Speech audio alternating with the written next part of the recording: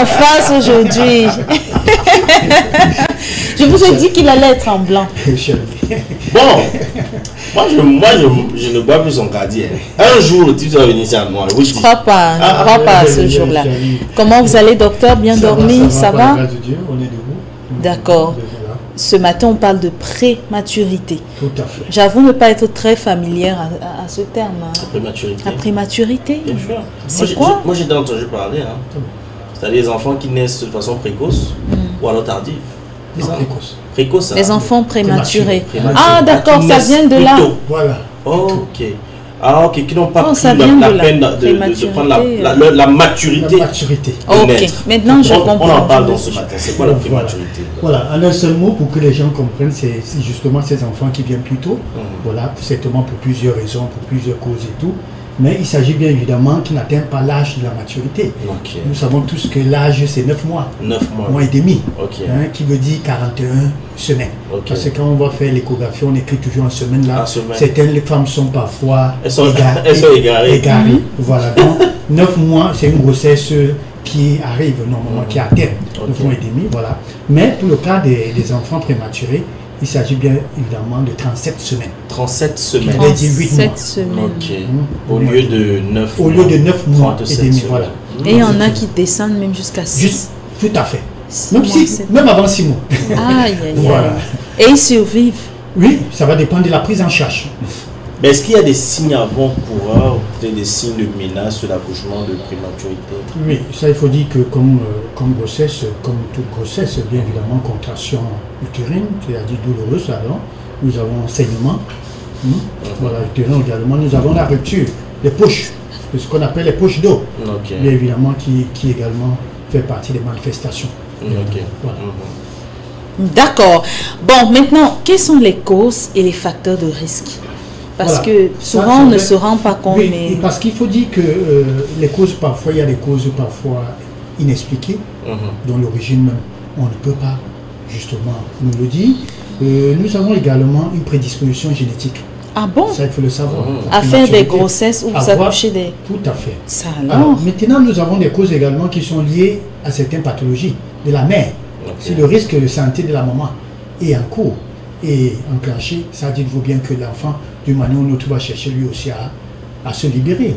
Quand il est mal à l'aise et tout, il cherche à sortir. Voilà, je crois que hier, je parlais bien évidemment de ces fameux dodanes, pour ne pas dire les pavés, tout là. Ça également, c'est très dangereux, surtout pour le périnée qui stresse. Voilà. Donc, nous avons comme des facteurs à risque également, c'est-à-dire ces enfants qui accouchent des enfants. Vous comprenez ce que je veux dire? Les enfants qui accouchent des enfants. Les enfants qui accouchent des enfants. précoces. Voilà, pour ces jeunes filles comme 14 ans, 15 ans, tout ça là. Je parie même que les couches de bébé, elles ne pourraient même pas attacher. Oh là là. On l'a montré ce matin. Voilà, j'espère qu'elle nous suivait ce matin. Bon, il y a également ces grossesses tardives là, ou encore multiples. Quand je dis tardives, ces femmes-là qui sont à la recherche de l'homme idéal et qui veulent concevoir à 40 ans. Ça également, c'est un risque. À partir de 40 ans seulement. Vous cherchez quel enfant à 40 ans? Eh, docteur, si le mariage n'est pas venu. Le mariage n'est pas venu, ça veut dire que l'enfant n'est pas venu. Ah, si tu n'es pas la femme de quelqu'un, tu peux être la mère de quelqu'un. Les hommes fuient les mères d'enfants. Bon, docteur, on continue. C'est juste une parenthèse.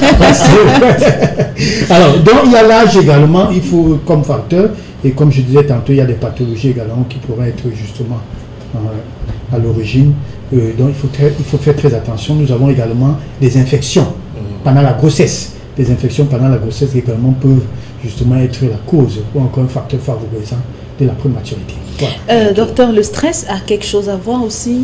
Les femmes qui sont toujours en train de réfléchir, le père de l'enfant, il stresse la mère. Non, vous avez tout dit. Je crois que parmi les facteurs de risque, j'aurais dû commencer même par le stress. Par le stress. Parce que justement, ça va booster et là, ça va faire sécréter cet hormone-là.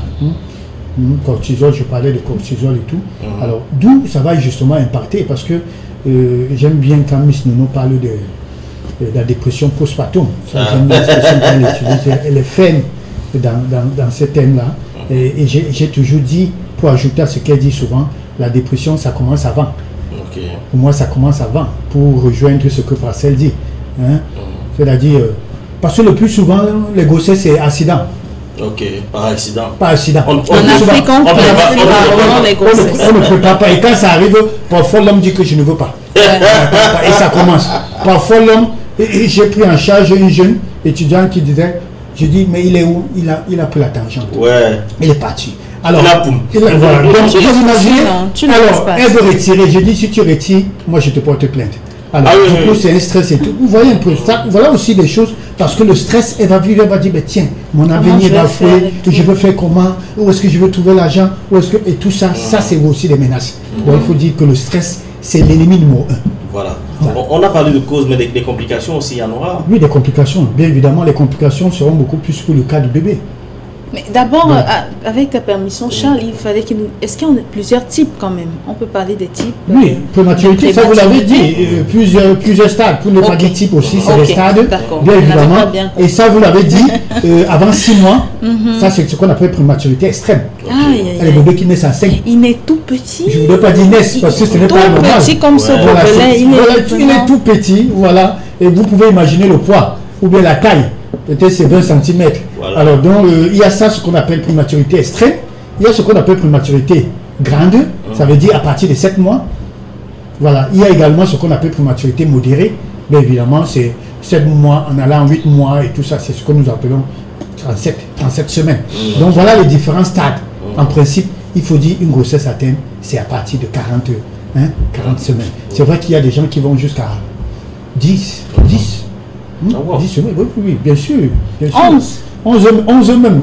Voilà, elle a soulevé le toit. D'où aussi ça commence à inquiéter la famille. On dit, ah non, il faut provoquer. Je crois qu'on a parlé. L'enfant vieillit dans le ventre. L'enfant vieillit et il sort. Alors, donc, il faut dire que ça, c'est important de savoir on peut, mais maintenant, il va s'agir justement de la prise en charge. Est-ce que nous avons le matériel? Est-ce que, voilà. Et ça, il faut courir le plus tôt, parce que nous avons des couveuses au Cameroun. Il ne faudra pas penser qu'on va évacuer un bébé de 4 mois pour aller en Europe. Ça, oui, bien sûr, voilà, les couveuses et tout, je crois que la prise en charge. Oui. Mais c'est possible de vivre. Ces enfants peuvent vivre. Okay. Voilà. On parlait donc de possibilités de complications. Ok, les complications, je disais tantôt sur le bébé. Voilà. Vous parlez tout à l'heure d'immaturité. Ça veut dire que si déjà l'enfant n'atteint pas l'âge normal, avant de venir. Ça veut dire que même les organes ne sont pas matures. Il y a un dysfonctionnement. D'où le tube digestif ne serait pas solide. D'où l'appareil respiratoire ne serait pas solide. Donc il y aura des problèmes de cœur. Vraiment, les complications, il y en a plusieurs. Pour dire que tous les organes sont même faibles. En un seul mot pour que les gens comprennent. Docteur, très rapidement, il y a un lien avec la drépanocytose. Est-ce qu'un enfant n'est prématuré a quelque chose à voir avec un enfant qui est drépanocytaire? Parce qu'ils se ressemblent parfois, oui. S'il est prématuré, c'est un animal. Parce qu'on dit souvent ça. Non, ce n'est pas. Non, il ne va pas atteindre 100 ans. Non, ce n'est pas le cas. C'est pas le cas. D'accord. Mais ce qu'il faut déjà noter, c'est que une prématurée, celle qui a fait, comme j'ai dit, il y a des facteurs génétiques, une prédisposition, mais une fille qui est prématurée pourrait également faire une prématurée. Ça c'est... Jamais l'équation, ça donne tout compte fait. Voilà, ça il faut le savoir. Bon, est-ce qu'on peut prévenir, au-delà du fait que ça soit d'hérédité, est-ce qu'il y a des moyens? Oui, il y a des facteurs modifiables, notamment éviter justement quand vous êtes enceinte, surtout quand vous savez que vous avez une grossesse à risque, voilà, je dis au lieu de marcher dans les quartiers, vouloir que les motos vous déposent devant votre porte, alors descendez, marcher, c'est bien de marcher à pied. On n'a pas interdit la marche pour les femmes enceintes, ça c'est important. Nous avons dit le stress, il faut contrôler le stress. Le mari ou le mari a refusé la grossesse, vous faites avec, la famille est là, parce que quelqu'un dit souvent que le mariage est fini, mais la famille ne finit pas. Docteur, les grandes sœurs ont dit, je n'étais pas envoyée, tu voulais jouer à la grande fille. Non, je ne suis pas pour cette expression, mais je voudrais néanmoins dire que sachez que la famille est là pour vous soutenir, ça c'est important, même si la famille n'est pas là, l'église est là, pour ceux qui sont à l'église. Pas de famille. il y a toujours de bonnes solutions. Alors, donc, ça aussi, il y a une autre chose que je voulais relever dans la prévention, parce que vous ne me direz pas le contraire. Et ça, je décris ce fait-là, d'attendre toujours. Ça, c'est les sages-femmes qui le font souvent. Vous allez à l'hôpital pour la visite prénatale. Tu es pressé, pourquoi? Tu vas où? Attends même 3-4 mois. Oui. Ah, ça, je dis vraiment de grâce. Je suis contre ça. Excusez-moi. C'est vrai qu'il y a des spécialistes, des experts qui me suivent. Moi, je suis contre ça et je peux vous le prouver. Parce qu'une grossesse se prépare. C'est un projet de vie. Un projet de vie. D'abord avec son conjoint. D'abord financièrement, mais tout. se prépare. Et pour ne pas dire, je voulais dire sanitairement, pour que les gens comprennent.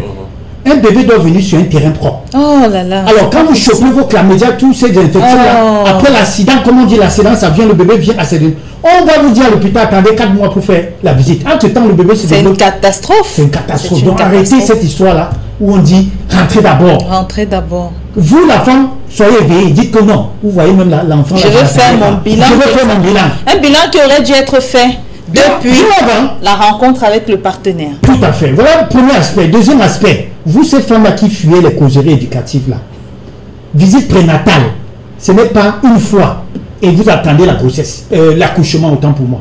Visite, c'est plusieurs fois. Il y a une femme sur le plateau, elle peut le prouver. Oui. Et les échographies, c'est plusieurs fois. Plusieurs fois. Et les causeries éducatives, là-bas, 4 fois. On fait des causeries éducatives, voilà, vous devez manger ça. Il y a il y a ceci et tout. Mais il y a les femmes, quand elles finissent là, je fais qu'aussi. Elles s'en vont. Hein? D'autres viennent faire le défilé de mode. Quand on les voit là, elles s'en vont. Donc faites très attention. Voilà la prévention.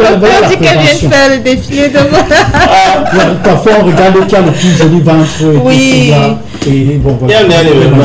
Il y a même l'événement des femmes enceintes. Voilà, vous avez compris. Vous savez qu'il y a des gens qui profitent toujours pour organiser. Donc tu essaies de nous faire comprendre qu'un enfant c'est un projet. Non, ce n'est pas moi qui sais, c'est une vérité. Et avec le partenaire. Ça veut dire et s'il ne veut pas d'enfant, il faut le laisser tranquille. Au lieu de lui demander c'est quoi ton fantasme, demande-lui c'est quoi ton groupe sanguin. Tout à fait, ça c'est un exemple, ça c'est bien. Voilà. C'est quoi ton électrophorèse? C'est quoi justement vous avez parlé il y a des gens qui sont surpris de faire des enfants STS. Voilà. Et ils disent que la marche en l'enfant ne fait que mourir. On ne cherche pas. Alors quand vous tombez également sur un personnel qui n'est pas allé, parfois il ne pense pas à faire l'électrophorèse. Pourtant, il y a ce qu'on appelle bilan prédiction. On devrait le faire, on le faisait même avant le mariage. Quand ça ne donne pas, on ne se marie pas. On ne se marie pas, on fait souffrir les enfants. On dit que même quand ça ne donne pas, on ne va que se marier. Sérieux, tu demandes à une fille, c'est quoi ton groupe sanguin? Elle ne sait pas. Elle ne répond pas. Elle va sur WhatsApp pour dire que maman, elle va me mon groupe sanguin aujourd'hui. C'est un parti. L'éducation sanitaire, la préparation. Tout à fait, ça c'est la préparation. Et même que si tu me donnes mon groupe sanguin, tu peux sur ce comme ça.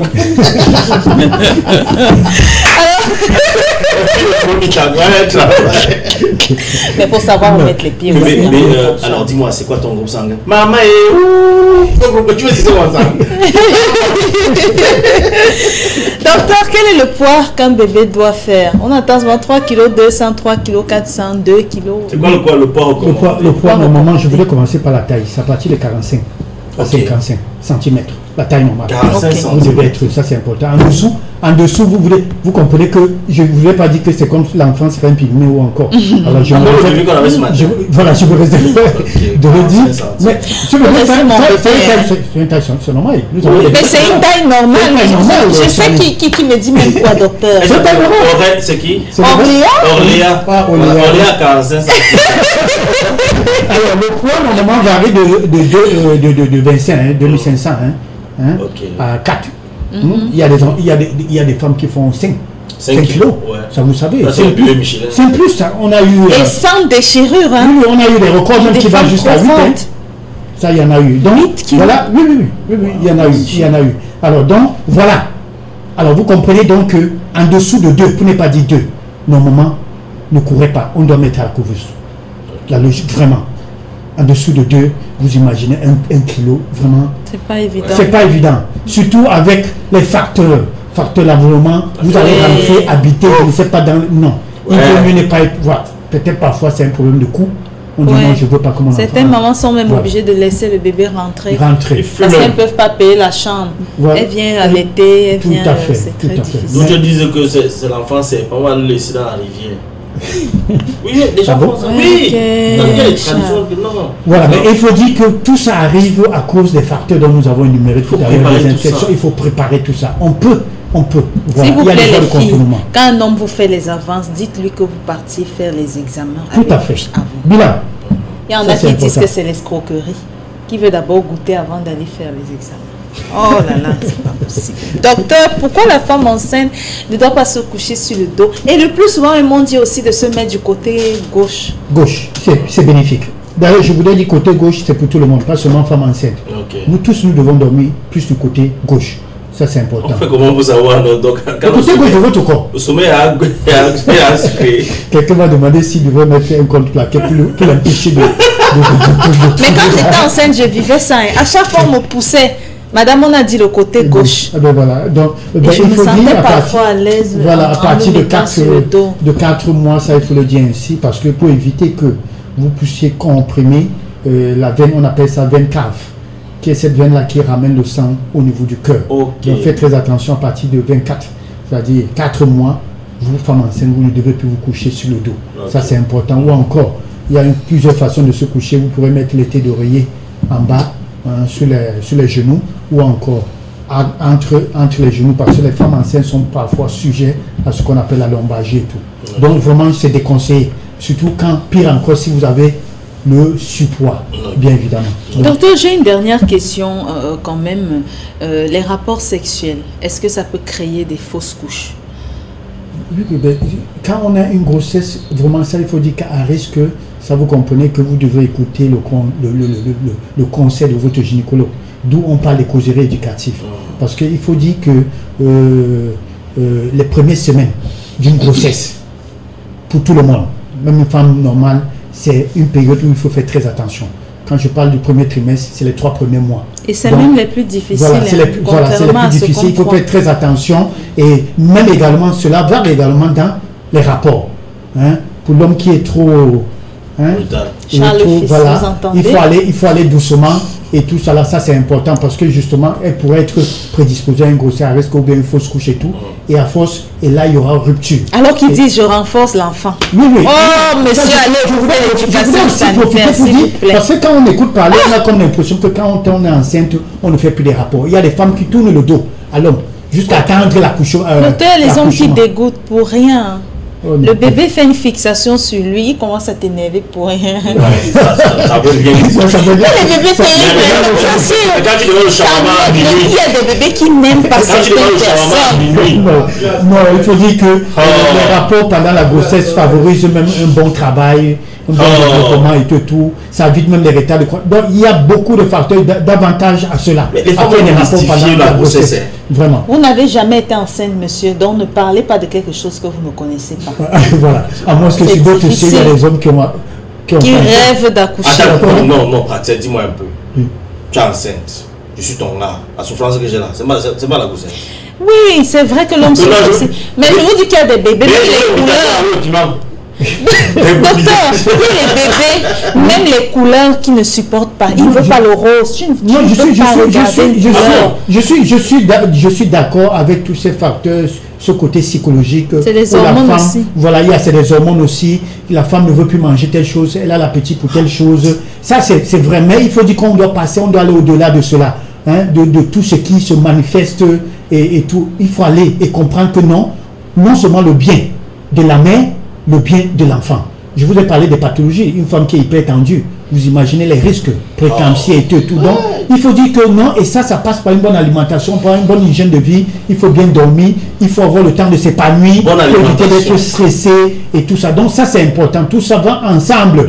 Oui, arrêtez de dire que non, je ne veux plus manger ça. Ce n'est que du chocolat, du shawarma. Comment est-ce que l'enfant va donc se développer à bien? Une femme te dit qu'elle veut même le pistache. Voilà. Mais qui sort de Moutokoti. Non, mais c'était chez toi, hein, Charles. Avec beaucoup de piment. Je sens que chez Charles, c'était vraiment bon. L'avocat qui n'est pas encore table. Tu es aussi là, ça, tu marches dans tout que je veux le mettre. Tu achètes l'avocat, mais dès que tu arrives avec elle dort, tu dis, mange, je suis venu avec. Ça va le matin. Tu rentres du boulot, tu trouves ça là. On va pas manger. Tu voulais alors quoi? Maman, laisse-moi, ça les envies de l'enfant. Vous ne savez plus jamais enceinte. Merci docteur. Voilà le conseil que j'ai pu donner ce matin. Journée mondiale, la prématurité, ça existe. Il faut dire qu'il y a des voies de contournement pour pouvoir éviter cela. Pensons à nos bouts de chou, comme on dit souvent, à ces bébés qui pourront être des futurs présidents, des futurs ministres et tout. Et cela va pas, comme je disais tantôt, il faut préparer, c'est un projet de vie.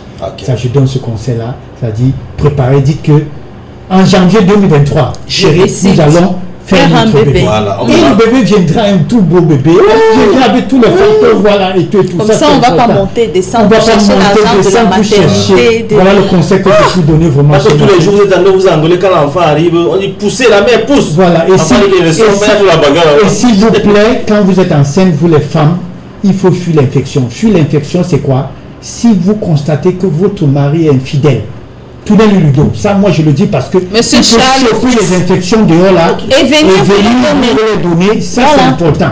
Oui, ça il faut le dire aussi parce que quand on est enceinte, on n'est pas à l'abri des infections. Les infections peuvent venir pendant les 9 mois. Et ça également, ça peut passer par votre époux. Ça c'est très important. Donc soyez fidèles pendant la grossesse. Peut-être après vous pourrez encore. Docteur, rien, même après. Je dis, je ne suis pas partisan. Merci, docteur. Voilà. Mais il y a les hommes qui m'épatent et des filles qui acceptent des choses. Un homme qui dit à une fille dehors, non, je ne veux pas contaminer ma femme, mettons le préservatif. Et toi, la fille, tu acceptes. Mais elle est bien, c'est une fille. Réveillons-nous les filles, pardon. Les filles, réveillons-nous, pardon. Donc ce que le docteur a dit est intéressant. Il a dit que pas d'infidélité pendant la grossesse. Mais c'est-à-dire pendant que madame est enceinte, monsieur ne doit pas aller chercher ailleurs. Cependant, madame, soyez disponible. C'est ce que le docteur a dit. Soyez disponible, n'utilisez pas la grossesse comme un prétexte pour dire. Donc, il faut. Voilà, c'est intéressant. Tout à fait. Maintenant, quand tu as même fait, on peut me tapoter au pistage même de Bilonguet. Pas de problème. D'accord. Merci, docteur. Allez, votre niveau. Charles a beaucoup de souffrance pendant les grossesses, c'est ça. Alors, attends, c'est du vécu, c'est ça? Beaucoup de souffrance, c'est pour rigoler. Allez, le numéro de téléphone sont affichés au bas de l'écran. Merci beaucoup, on aura la possibilité d'avoir le docteur. docteur. C'est toujours un plaisir de vous avoir ici. Quelqu'un me faisait le témoignage, me disait, mais attendez, vous faites une rubrique santé, mais qui est tellement bien faite, on n'a pas l'impression qu'on est en train de parler santé, quoi. Et ça nous permet de mieux cerner et comprendre. Et comprendre, surtout le mot comprendre. Voilà. Ça, c'est important. Merci, merci pour ce témoignage. Merci beaucoup. On va se prendre la page bleu azur. Oui.